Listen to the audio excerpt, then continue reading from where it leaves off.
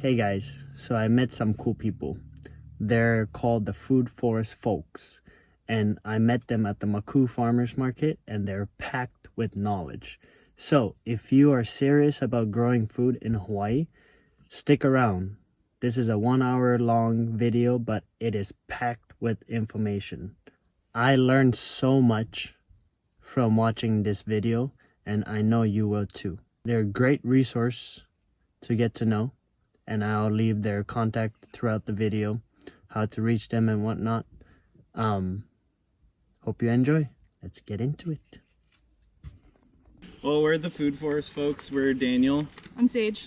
And this is our homestead. We started it about 3 years ago. And yeah, we're gonna show you kind of some Food Forest 101 basics of stuff that worked for us, stuff that didn't work for us. And we definitely started from the ground up. When we first moved here, it was nothing but beard grass and really smelly, sticky mud. And no food, no beauty, just smelly mud. Yep. And guava. And guava, yep. So this is what I call the Great Wall of Guava. It stretches pretty much to the other property corner. And I'm proud of this because for anyone who has like a thick forest of guava like we do, the question is, what do you even do with it? Like, you can weave stuff and that's a cool idea, but burning it is a huge waste of all the new nutrients that have grown for years and the carbon. So I propose that you make a great wall of guava and just cover it with vines. You can see down there, there's like beautiful trumpet flower vines and stuff. The hona grass is just coming right up. So this is just gonna be green in a couple years. Like, you won't see the sticks. There's Liliko'i planted on it. And then you can plant stuff like Mexican sunflower. This is harvesting all the nutrition. All of these plants are harvesting the nutrition from this. And then we chop the cecropia and stuff and we bring it up to our garden.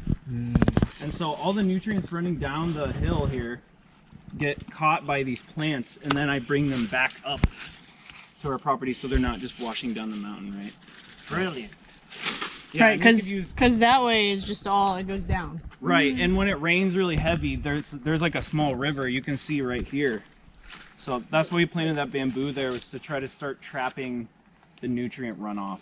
Because you're just losing, it takes thousands of years to build a couple inches of soil here. So and it costs thousands of dollars to bring it in. So every bit of soil you save is worth money and time. So we can show you the backside of this wall. This sunflower is only like a few months old. It grows so fast. And Mexican sunflower, it doesn't actually fix nitrogen. It just has really aggressive roots. And it might have some like mycorrhiza associations that make it grow so fast, but basically it's just an aggressive carbon nutrient accumulator. So like I said, we chop this, bring it up, and it's just going to keep growing back, keep bringing it up. Cecropia is like almost 20% nitrogen in the leaves. So this is great rabbit food, animal food, or just, mulch for your plants. So yeah, you can see here more of what the Great Wall looks like. And the great thing is, people can drive by. We're in a sketchy neighborhood, and nobody knows what's behind this wall. Like, I can be standing here and nobody can see, and it feels really nice to have that security. So yeah, if you're ever wondering what to do with your guava, and you need somewhere to start. Like, when you have impenetrable guava, like what's over there, it's like you can't even walk through it. You need somewhere to put it to even start. And so it's like, just making a mound at the beginning part of your property was like actually a really good way to just find something to do with it, so you could actually like have a walkway, because it was like all tangled up. You would start cutting and it's like, what do you do with it? Yeah, so, it looked like that. This area looked just like that before, so it was like you could barely walk through it. I mean, and we did do some burning just because there was no, like, you had to start somewhere just to create a hole. But the other cool thing is, these ohias, a lot of them have really come back from the dead, almost, like, because they're getting so much mulch. Like, every guava you cut there's like a bunch of the roots are just dying off and turning into compost corridors. So when you cut the guava and then you mulch it, there's like a huge surge of all this nutrition going back to the ohias, right? So That makes a lot of sense. yeah, so we have ohias that have had rapid ohia death for 3 years and they're still alive. Yeah. Like they're growing new growth. So it's like Nice. they can actually survive when you give them everything they need nutritionally. You're boosting their immune system, you know. So yeah, it's pretty nice. You turn, you know, the permaculture motto, the problem is the solution. Like, what do we do with this guava? Well, you make mulch, you know. Biomass. I mean, yeah, Right. like these are a bunch of mini Albesias, and you know, on Big Island especially, they're like the scourge. Everyone's like scared of Albesias, but it's like when they're this big, I mean, You could weed this whack is just that. a Yeah. high nitrogen, high protein mulch source, you know? Like we have coconuts planted in here, and if we were staying here, we would just be chopping all of this and feeding it to the coconut, including, you know, even this guava growth. It's like, Even the Coster's curse, you know. yeah, anything like this is mulch. Any green leaf is gonna drop nitrogen until it becomes brown. Then it's just carbon, and it's gonna absorb the nitrogen from the water, from the soil, whatever. But it's Balance the pH. as soon as it's got seeds, then you don't want to use it. But like even Coster's curse before it goes to seed, like this is good mulch, you know? Right. And it's good for Coster's curse is great if you have like greasy mud or like, you know, stuff on your hands. It's really abrasive. Yeah. So that's what we use it for, is just wiping stuff off. Yeah. But yeah, back to the Albesia. Albesia is unique because it evolved on volcanic islands in, you know, the Pacific. So it evolved for this exact type of soil and climate. So, you know, even compared to other nitrogen fixers, it's mining minerals out of the lava rock and making it bioavailable to other plants more than any other tree, you know? Yeah. Like ice cream bean is great, but that's from clay soils from the Amazon. This is like meant to grow in pure lava rock. So if you have Albesia, as long as you're managing it, like you can see this one here, like I could snap that whole tree off by hand and it would take 5 seconds for me to disassemble it, you know? And then the leaves break down, like, so when you have mulch and, you know, let's say you make a big pile of mulch, the fungi, like this one here, it needs nitrogen to break down mulch. So if you put a bunch of mulch around a tree, sometimes it'll just stop growing because the fungi are absorbing all the nitrogen because they need it for the enzymes they use, and the bacteria need it to break down the mulch. So if you have, you know, the guava is going to absorb the nitrogen, but if you have this Albesia that is already full of nitrogen, it's going to break down way faster because then the fungi can just like already go at it, you know. So, but you had to mulch this on top of your mulch. Right, Well, right. Yeah. Any the like nitrogen. stick Exactly. mulch, like Yeah. what we tell people is if you take a brand new cut down tree, that's gonna need to absorb nitrogen before it can start breaking down. With the exception being like Albesias or like other nitrogen fixer trees that already have a lot of nitrogen in the wood. But if you take a tree that's been laying down on the ground and is like, you Half know, rotten. already rotten, like this has already absorbed a ton of nitrogen from its environment, so it's going to start releasing nitrogen back into the soil much faster than when this had first been chopped down. You know what I mean? So it's like whenever somebody's getting like brand new chipped mulch or something, it's like you gotta put a lot of chicken poop or whatever fertilizer somebody's gonna use, like you gotta Or put a lot of urine. that on that. Yeah, I mean, human nutrients are still, like, human fertilizer is still good fertilizer. Yeah. So, Yeah. And even our cats, we taught them to use their mulch pile as their litter box. So Nice. that just worked. Like we just put it in the litter box when they were young, and then now they just use it, which is great. As long as you don't, you know, touch it. we don't put it, yeah, okay, it's like we don't put that stuff on, like, our tomato plants or, Yeah. like, peppers, or it's, like, right next to the food you're gonna eat. But Right. your fruit trees, like, Yeah. put your dog poop on it, whatever. It's Bananas. yeah. Yep, exactly. Coconuts. Coconuts, Exactly. yeah, anything Yep. like that. Yep. It's like all good. So, you know, it's like at first the mulch can be a nitrogen absorber, but if you're treating it with the nitrogen, it's like, what's the term? It's a carbon diaper. Right. Joel Salatin calls it a carbon diaper. So it's like, yeah, you can, you know, the deep litter method will show you. We use that. You know, you can have tons and tons of manure as long as you add an equivalent amount of mulch. It's like you don't even smell it because it's just soaking it up, you know, and that's the fungi and bacteria using it for the enzyme. And then when it's raining, it's more of a slow percolation versus if there's no mulch, that fertilizer just gets washed down the mountain before the plants really even get a chance at it. Right. So, you know, and we've experimented because we can get, well, same with you guys, we get so much more rain than down the mountain. Like when it's dumping rain for like 5 weeks straight, we've experimented with putting cardboard on top of the fertilizer just to like slough off some of that water so that way the fertilizer doesn't disappear as fast. Yeah, it worked pretty well.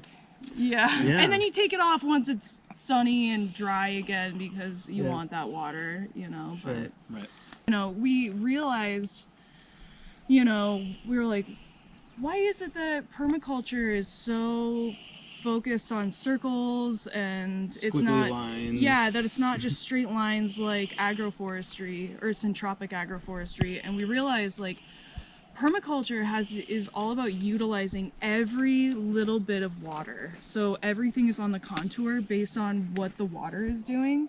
But we're kind of in like a unique situation where we have so much water here that we don't have to build our entire food forest based on the contour of the property. Like you can do straight rows, and in fact that's better, especially of these lots that are like long and skinny. Like the main purpose of contour berms and swales here would be to trap water that's just running through and draining your nutrients down into like a pond. So that it's still applicable, but like in most cases we have too much water and we're focused on drainage, right? So that's the difference between here and like if you're doing permaculture in the desert somewhere, you know, it's totally different. Right. So talking about the succession of species, we tell people to choose your weeds because if you don't choose them, then nature will choose it for you.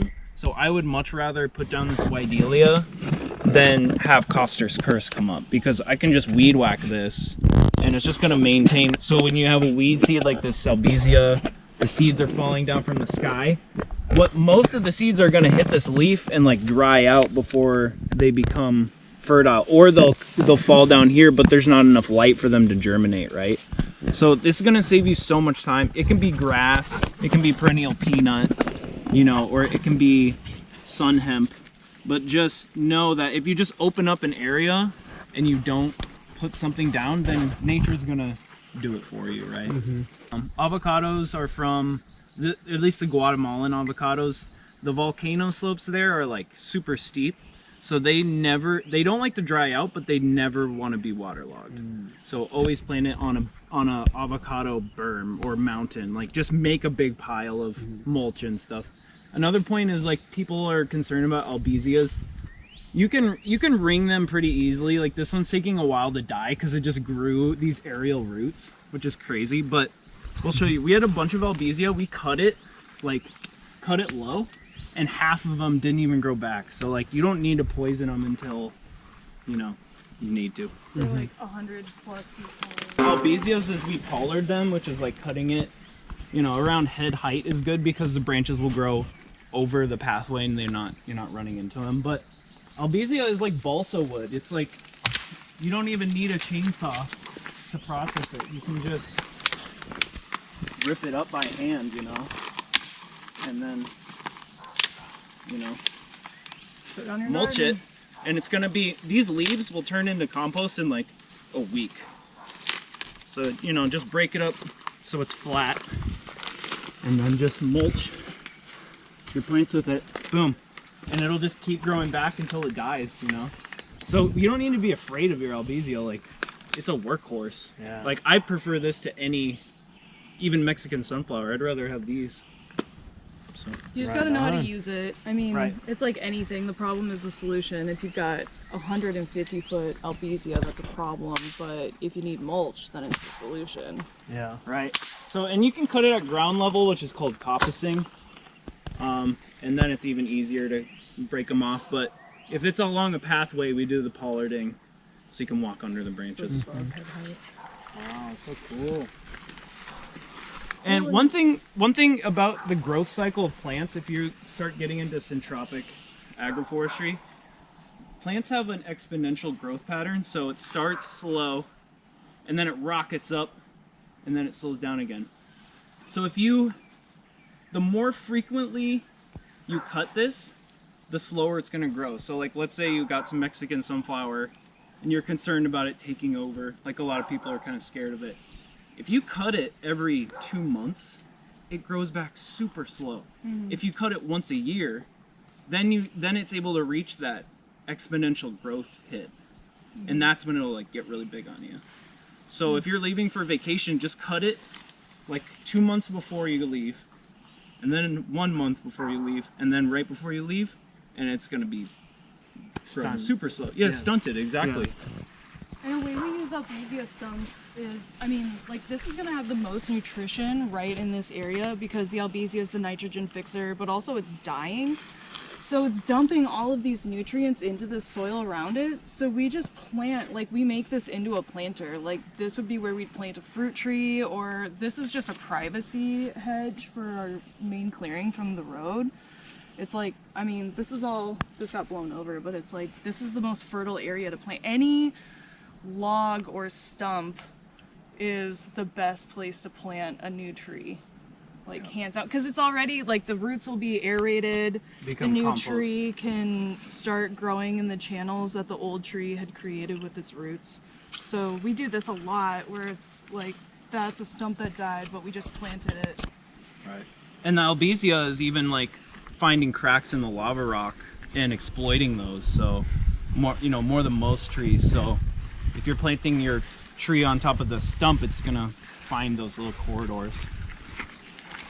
Like, this is a good example of a pollard. It's above head height, so now it's anytime I want, I can just grab the new growth, harvest it, and use it for a plant that's more desired.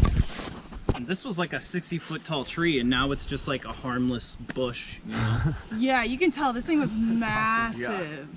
This was the biggest one. Yeah, that was the first one to go. Because Albesia can grow like 10 feet a year, so it's good to like stay on top of it. But we use a lot of sugarcane. They recently found out that some plants can fix nitrogen through an unknown way, like it's not nodules on the roots.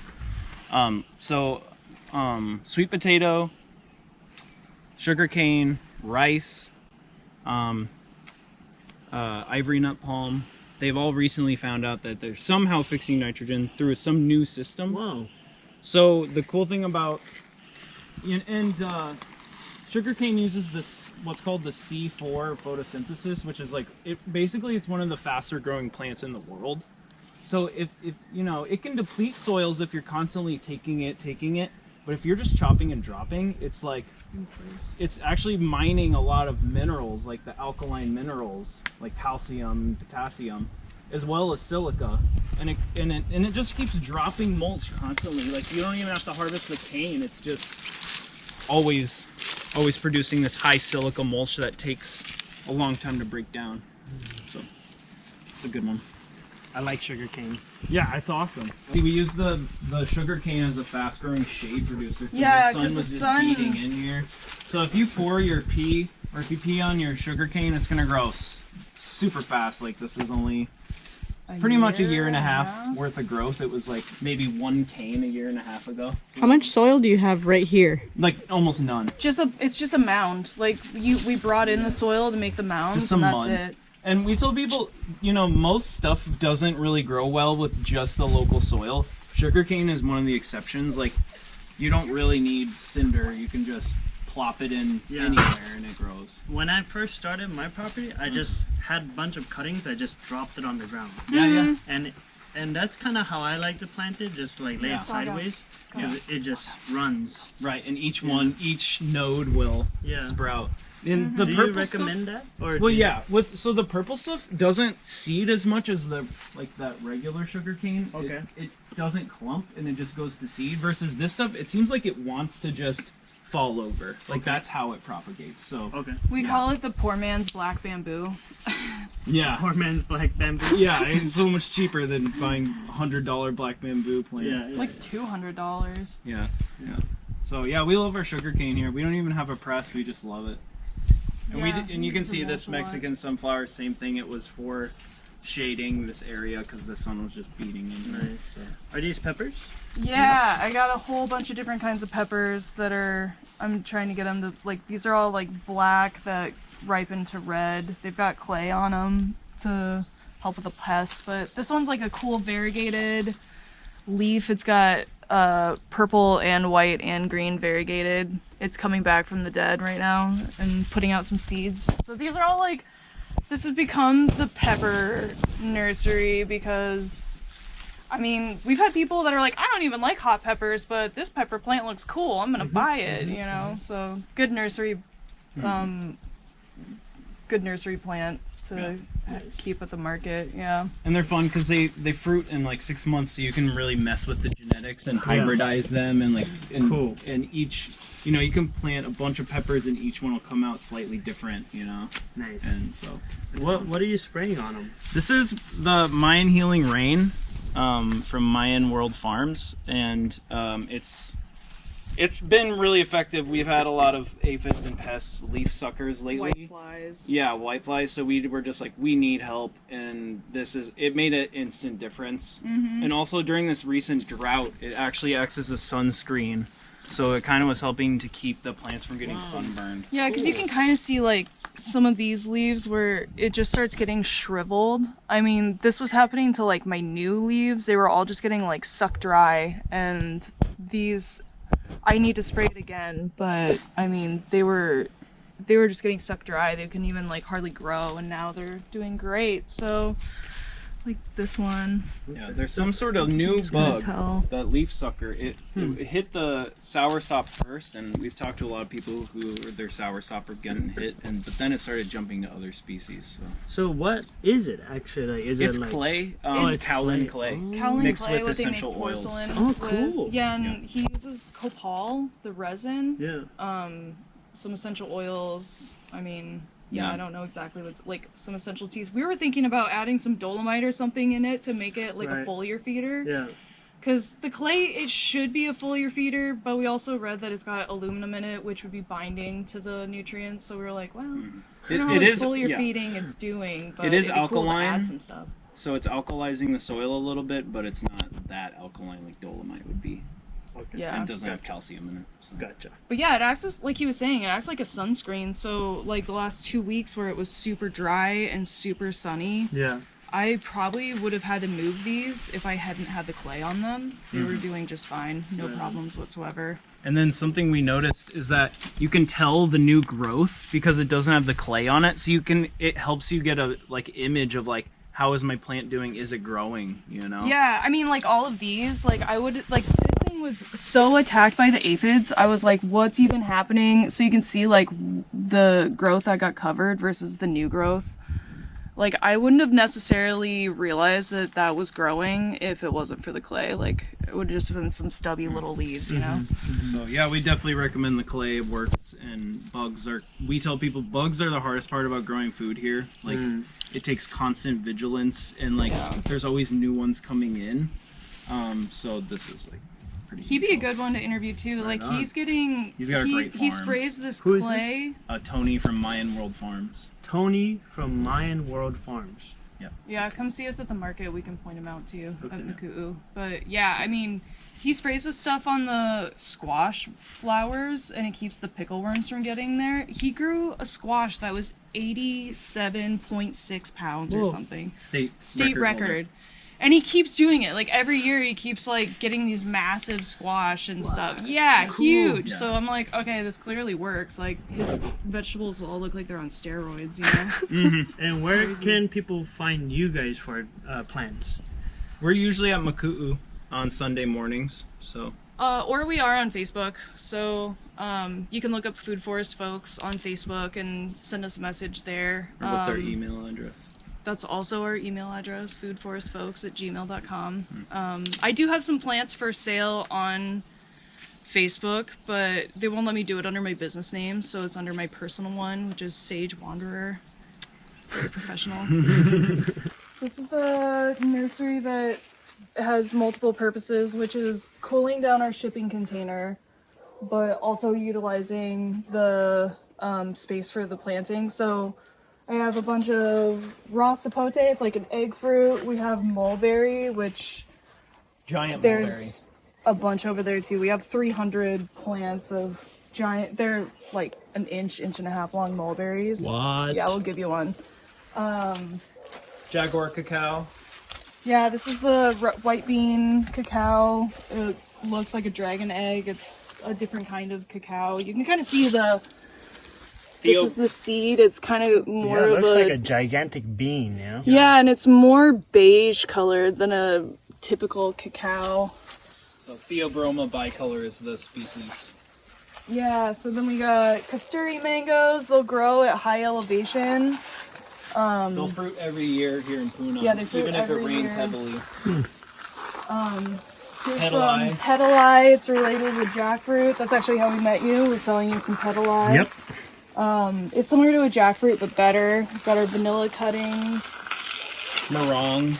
Meringue, which is similar to petali, but it's got like a flavor and smell a little bit more like a durian.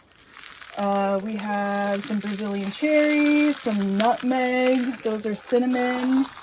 Got some curry trees started. Mame apple. Got mame apple. It's like a tropical apricot. It's like a firm tropical apricot. It's actually really hardy. It would do well up the mountain. And it also has kind of cantaloupe flavor also. So if you like cantaloupe. It's a good one. And then peanut butter fruit. More. What is nutmeg. a peanut butter fruit? Dude, Tastes it's like this peanut like butter. little fruit, and it definitely has like that thicker texture and consistency like peanut butter, and it totally tastes a little bit like peanut butter. I know, it's so wild. We also have safu, which is an African plant that kind of is like an avocado. It's got like a fatty flavor. Well, you guys are busy. Yeah, and this isn't Look at even, this. I mean, we basically have plants tucked away into like every shady nook and cranny. And you spray almost all your plant with that clay spray you guys were talking the about. healing rain. Yeah. Healing rain. My We got mangosteen. We also have sour mangosteen, also called gorka, and we also have lemon drop mangosteen. Wow. I didn't even know there's that many varieties of mangosteen. Yeah, Yeah, over we here also we have we have- more kinds of mangosteen.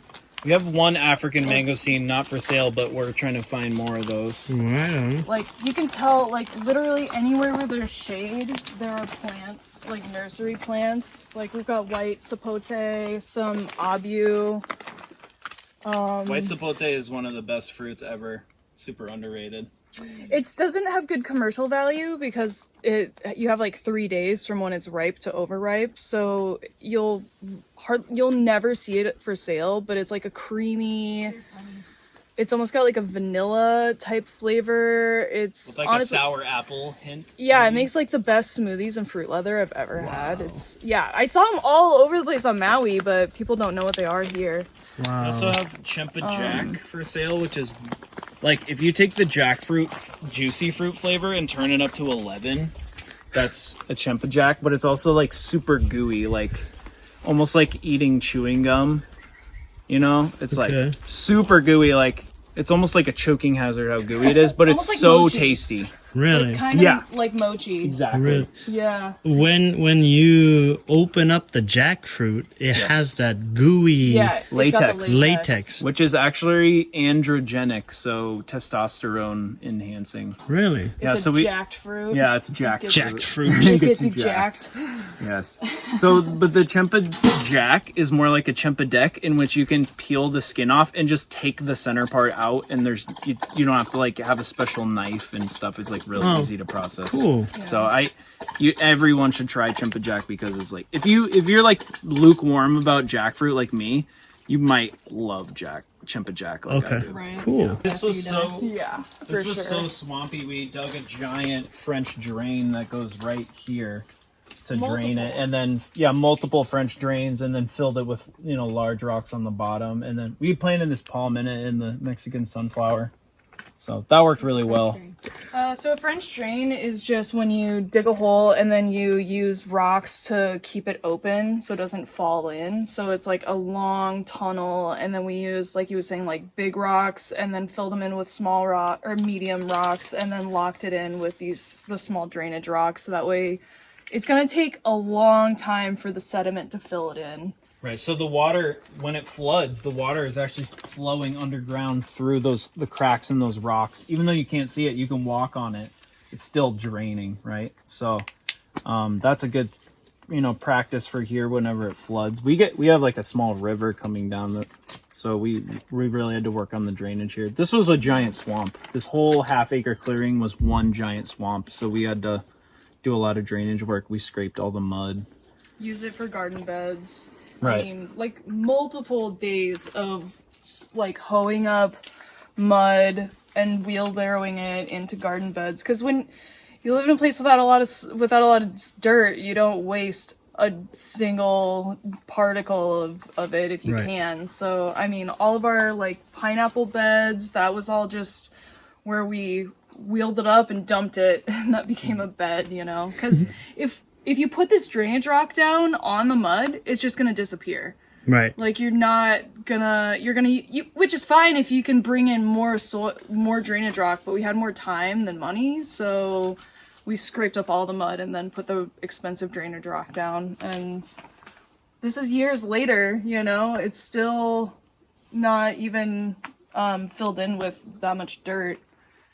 So. Oh yeah, this is here to stay. And then this whole area was super hot and there was no shade, so we put the shade tarp up. Look at your Liliko'is. The Liliko'i, and then they like drop and hang out here, so we That's have to awesome. go collect them. Nice and cool. Yeah, it's nice and cool in here. What would you say is like the secret to growing abundance of Liliko'i like this? Nitrogen. Pee. A lot Nitrogen. of pee. Pee and mulch is pretty much all you need. Just because the mulch, when you this is our compost pile too, but so I kind of planted it because at nighttime, wherever you pee, it's either peeing on a Liliko'i or banana because they both need. Right. You almost can't burn them with nitrogen. Like they can just whatever you give them, they'll take because the chlorophyll molecule needs nitrogen. So anything you see that's green needs nitrogen. So if you imagine how fast the Liliko'i grows, like it can grow like inches overnight. So imagine how much nitrogen it takes to do that, right? So, if you have the mulch without the nitrogen, it's like we said, it's going to be absorbing that nitrogen. As soon as you pee on the mulch, it's like inoculating it with bacteria and nutrients and stuff, and it just starts composting really fast. So cool. And I mean, we'll even see the difference. Like if we were gone or he like wasn't peeing on it for a while, the fruit get really small. And then as soon as you start adding nitrogen to it again, they get, we have some that are like massive. And this is just a regular purple Liliko'i. Yeah. And it's always better to have two, like there's two here, so you cross pollinate, especially with the yellow Liliko'i or the giant Liliko'i. That's true of any plant. Even if a plant doesn't need to make fruit, it's always going to give you 30% more fruit if you have to. Really? At least, yeah. The cross pollinating gives you genetic diversity. It just always works better. Okay. So you keep going over here. We've got more. We have a few more plants for sale. These aren't quite for sale yet, but we will have the achacha, or also called Bolivian mangosteen. A lot of people say, including us, that it's better than purple mangosteen. It means purple mangosteen is pretty good. This is amazing. Really? This is going to be a big deal soon. Like everyone's planting these. Really? They're so good. Similar to purple Liliko'i, but it's got like a hint of citrus, and it doesn't take as long to grow to fruit. Like it's more like 7 to 10 years instead of 14. They're way less finicky. They can handle more sun. They grow. They put heavier. way more fruit out. Yeah. So it's like purple Liliko'i is awesome, but it's like you got to work for them. Like you don't have to work as hard for. These are like one of the heaviest fruit producers in the world. They usually take 10 years. She said Liliko'i. Oh, I meant the Achacha, Bolivian Okay. mangosteen. Okay. Yeah, I mean they're just like so much easier to take care of. And the shelf life is longer on them. You can pick them and they last for like a week or two. And then the fruiting season is like 3 or 4 months. And it's one of the heavier fruiting fruit trees. Like it can produce, I think a mature old growth tree can produce over 1,000 pounds a year. Like you're talking like a 50-year-old tree there, but Okay. it's definitely Wow. worth growing. What's this grow at? The elevation? I'm not sure what it would grow up to. I know white sapote doesn't mind elevation, but it does mind rain. So that's kind of like lychee, where it's like they like the cool winters, but they don't like the rain. So it's kind of hard to say how high up they would grow to. Mm-hmm. We have some durian seedlings for sale from a really good tree if anyone wants those. And we're working on some rare jaboticabas, fast fruiting. They can fruit in as little as 3 years. Got some allspice. Giant there. jaboticaba. It's a subtropical plant, so it does well up country. So yeah. Over here's our garden, which it's a little shady for the garden. We should be trimming our albesias, but we're prioritizing the shade on the container. But you can see we've got huge cassava, taro, sweet potatoes. And we actually made this garden bed with just ohia Albesia and cinder. What? We did not add any soil to And this. So No soil to this. So we didn't want to use the county mulch on this because I actually planted some stuff there. Don't dig that up. We didn't want to use the county mulch because it's full of plastic and stuff. So this is all of Albesia leaves, Cecropia leaves, Mexican sunflower. And the cool thing is like she said, we didn't use any soil, just cinder. But as the mulch breaks down, it becomes soil. And so now we have this cinder soil mix that and all the logs, this was like 2 feet of logs. 2 years later, it's crumbling, in another year, it'll just be soil. People are familiar with a Hugelculture. This is basically a Hugelculture garden. And you can see he's getting down to cinder. Like there's more cinder than there was when we started. But there's still compost that from the logs. A little bit, but it's like trickling down, down and down and becoming a good mix. But there used to be logs at the bottom and now it's just nothing, So a Hugelculture is basically just, it's a technique from the Black Forest when it's like you have a raised bed and they would use rotted logs in the bottom, and it served the purpose of being what would thaw first from winter because it was raised up, and then it is full of the wood, so that acts as a sponge. It's like wet, when it's you can really tell. dry, this will release water to the plants, and then when it's raining a lot, it'll absorb some of the water from the excess water. But number one and the most important is that it becomes fertilizer. It breaks down into mulch. So give a couple more years to this and there won't be any logs in this. It'll just be like the perfect mulch, cinder, soil ratio.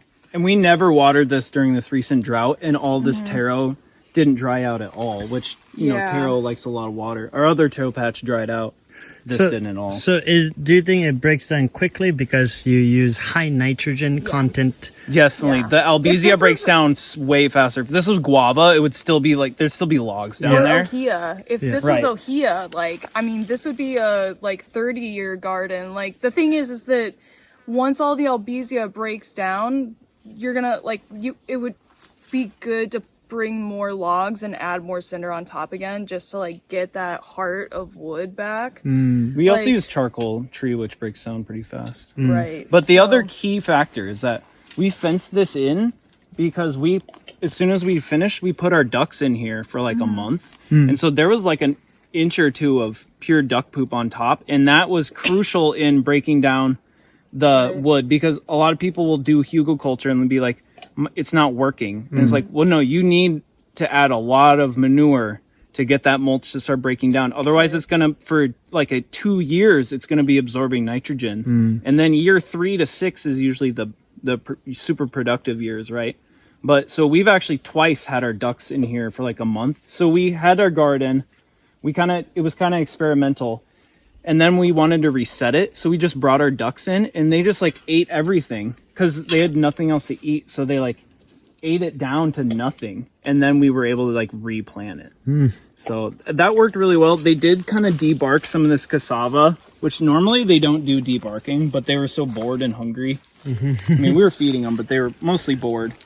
And they, you know, they ate all the sweet potato leaves, gone. Really? All the slugs. They normally don't care about sweet potato leaves, but since they were in here, like they started eating cassava leaves and sweet potatoes. Like, wow, they got a taste for it. Ducks are creatures of habit. I mean, we spend a lot of time when we get ducklings training them on like eating pasture. We're like throwing them fruit, banana peels. Like we're like shredding grass to feed to them when they're like like a week old. We're getting them on grass and feeding them. So it's like we want them to forage. They have a job here, you know. And we've learned, like, because we do a lot of consultations and people are like, well, my ducks never eat slugs, and it's usually because people overfeed them or they're feeding them in the morning, so the ducks aren't hungry. So they're like, why would I forage? I just had breakfast, you know. Right. So that's why we feed them at night. But Gotcha. I mean, it's like once you hit that like 2-month range on a duck, they're creatures of habit. They're not gonna try anything new. So you like really have that first month that they're really impressionable to like feed them everything you can that you want them to eat on your property, like bombard them catch with slugs that and feed it to them, you know, give them the whistle so they start, like some of our ducks, we whistle and they come because they know we have a slug for them. Or a coqui frog or a worm. Yeah, they love coqui frogs. I mean, when we're digging, the ducks are right there. Yeah, like I'll dig and they'll be on top of my shovel, you know, looking for worms. Eating the worms out. Yeah. That's awesome. They're like in the way sometimes when I'm like, hey, I'm just trying to do this fast. Like, you need to go. Like, yeah, but that's shy free right now because we're here. free duck food. And that's true of cows, sheep, goats. They're creatures of habit too. So if you want your goats and sheep to eat Albesia leaves, you know, start feeding them young. Yeah. Good tip. Another experiment we did was we planted Mexican sunflower everywhere here. It's like, okay, this garden's going to grow its own mulch.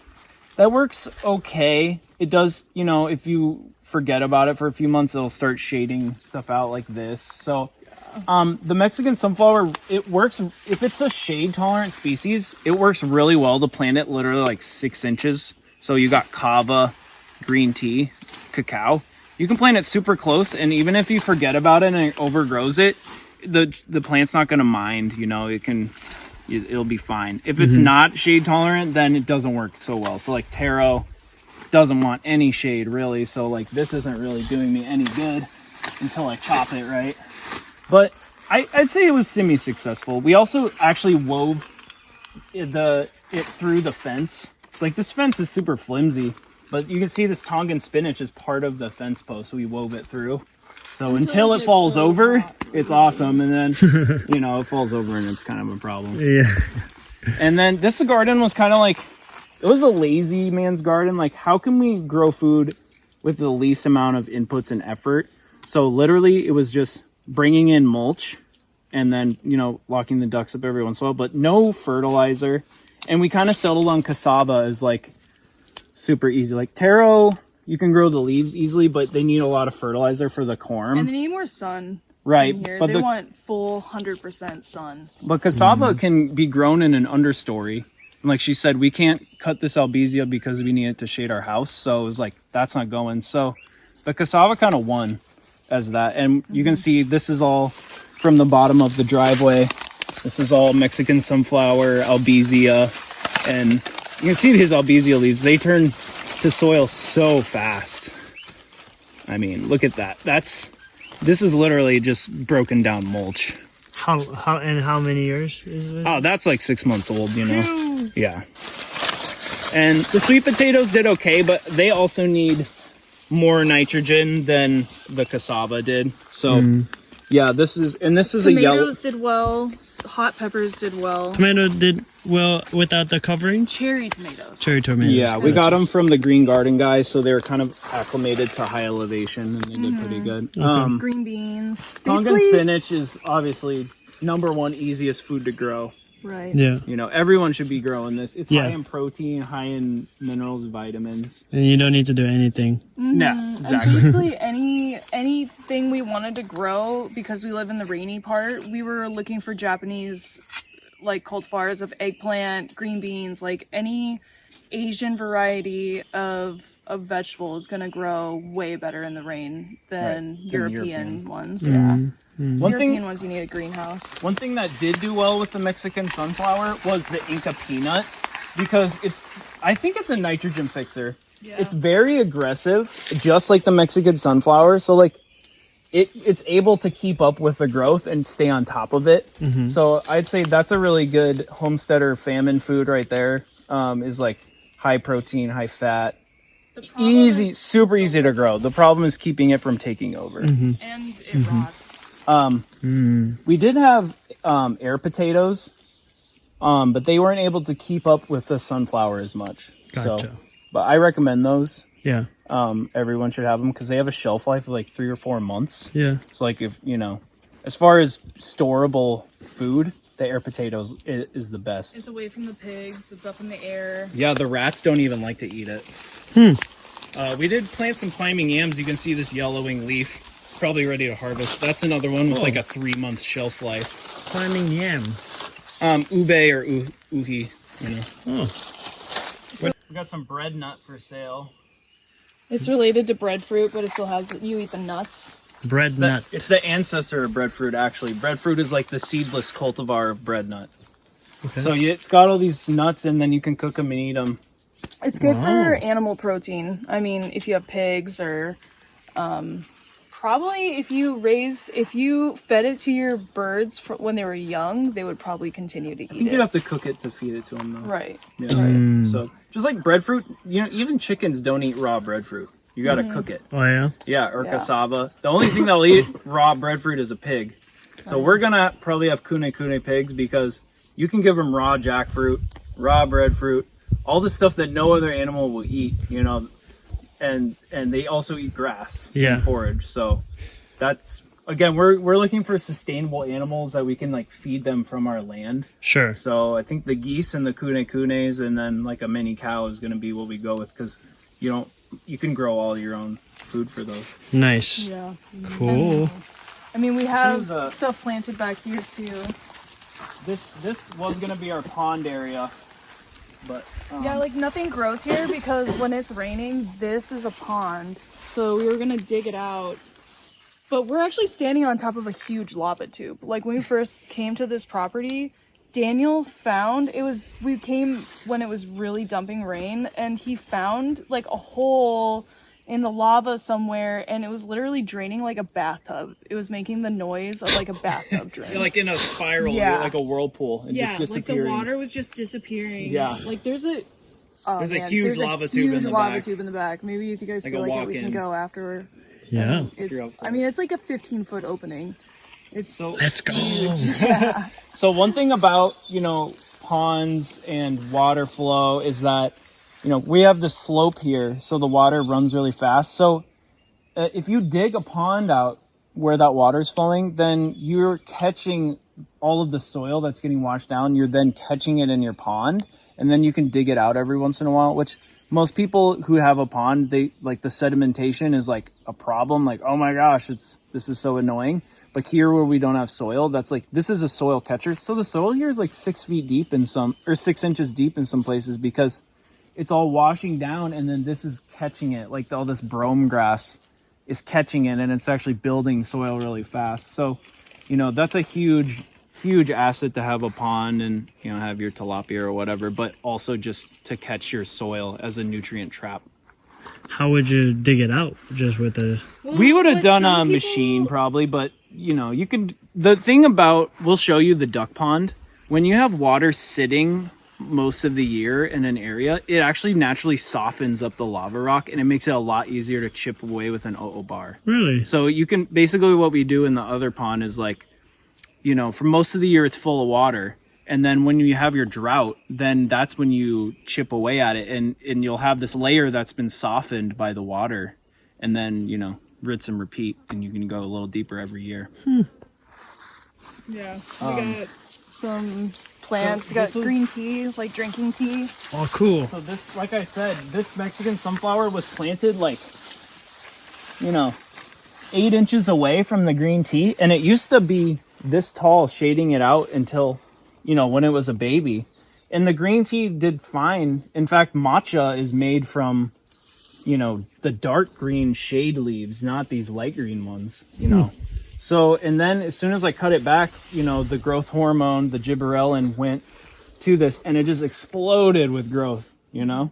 And like I said, we could leave for a year and this could totally overgrow the green tea, and it's going to be just fine because it's shade tolerant. Versus if it was not, or this cacao, same thing. Like, you know, this was actually shading this cacao, all this Albesia is shading it, and it's not fruiting as much because it's in the shade. But, you know, during droughts, it's way better off being overgrown and shady during a drought than being out in the full sun. So, you know, a good time to cut your stuff is during the rainy season. You know, during a drought, you don't want to be cutting your Mexican sunflower. You want to let it shade everything. And then as soon as the rainy season hits, that's when you start trimming your Albesia back and, you know, chopping and dropping. Everyone should get one of these. I don't know, the guy stopped selling them, so good luck finding it, but this is a coconut opener. So coconut husks are high in potassium. It's a really good mulch. And then it just makes it easier to break it into small pieces, which is gonna break it down a lot faster. They take like 2 or 3 years to really break down. Oh, super cool. And You can see the ducks are gathering. so this is, we feed them, one coconut feeds about 5 ducks if they're also getting supplemental feed. So it's cut our feed bill in about half. And then like the male, we don't feed him any grain, so he's on 100% coconut and whatever he forages. So that's like saves us a ton of money because the males really know how to pack the food down. And you know, ducks are susceptible to getting angel wing, which is a niacin deficiency if they like are eating chicken food.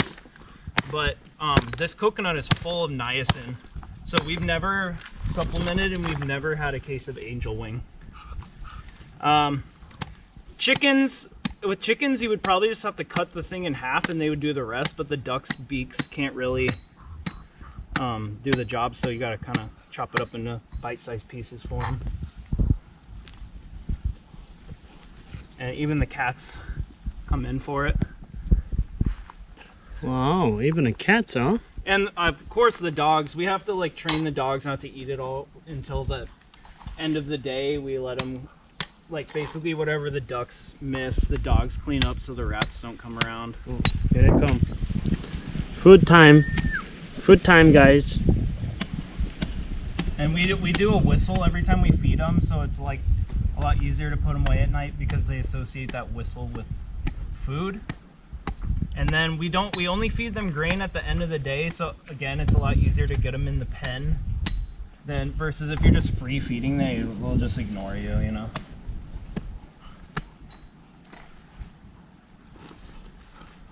Yeah, they're being shy right now. Usually they're like right up on getting in my grill. And this is also kind of, cat's like starting, she's like stalking over. yeah, it's kind of a good way to get the cats to bond with the ducks. Like our first kitten we got ducklings at the same time, and he bonded to the ducks so much that he like thought he was a duck and his best friend was a duck. So that's a good way to kind of teach him to not mess with your ducks so much, is if you have a kitten and a baby duck, they will just bond to each other if they spend time together. Wow. Versus if you get an adult cat, like this guy was a little old already, so we've had to work on him not chasing the ducks. That's so adorable. Yeah. So yeah, this can, if everyone below 1,000 feet grew a bunch of coconuts to feed their animals, you can feed pigs, chickens, You know, I'm sure sheep, goats, and cows would all eat it, and it would make their milk really nutrient rich. Like, you know, everything that's in sea salt is in these coconuts because they're from the coast. But you know, if you grow them up here, you really want to add sea salt to the coconuts. And then they're getting all these micronutrients. I think sea salt has like 80 or 90 micronutrients, potassium, you know. So yeah, we have really healthy ducks. You can see the cat's fur is like really shiny because this one really loves coconut. And it changes the eggs. Like the eggs are more creamy and fatty. The when we best feed them eggs you've ever coconut. had, hands down. And if you have a chicken, then you don't have to go through the extra process of cutting it out of the husk because they can peck it. It's the ducks, you got to do the extra work for them and like, get it out. Right. But I mean, a chicken or a pig or whatever, you just crack it open and they can do the rest. Right. We can't wait to have chickens, so we don't have to do as much work for them. Yeah, the ducks are great because, I mean, Muscovies are actually not a true duck. They're somewhere between a duck and a goose. So they eat a lot of grass, way more than a regular duck or a chicken. Like, so they can turn grass into food like a goose. Goose can live on 100% pasture. Goose is actually the ultimate sustainable homesteading bird because, you know, if the barges stop coming, in 2 weeks, 2 weeks to a month, we would run out of chicken food. And these ducks, I mean, our ducks would be able to live on coconut, but they wouldn't produce much. And you know, you're kind of screwed versus if you have geese or at least Muscovies, then at least they can eat grass and forage and eat bugs and stuff and, like, you know, be more sustainable. Hey, thanks for coming and seeing our property and hanging out with us. If you're interested, we are putting our property up for sale, so you can email us. And we do consultations, design landscape, and we'll do the hard work and do the installation. Daniel's a good fruit tree pruner, and we have nursery plants for sale. So we try to be your one-stop shop for food foresting. So email us at foodforestfolks@gmail.com. Right on. Thank you, guys. Thanks, you. Man. Hey, I told you learned something. They're pretty cool, huh? So this is actually gonna be a 2-part video. This is part 1, and it was just so much information and so long I needed to make 2.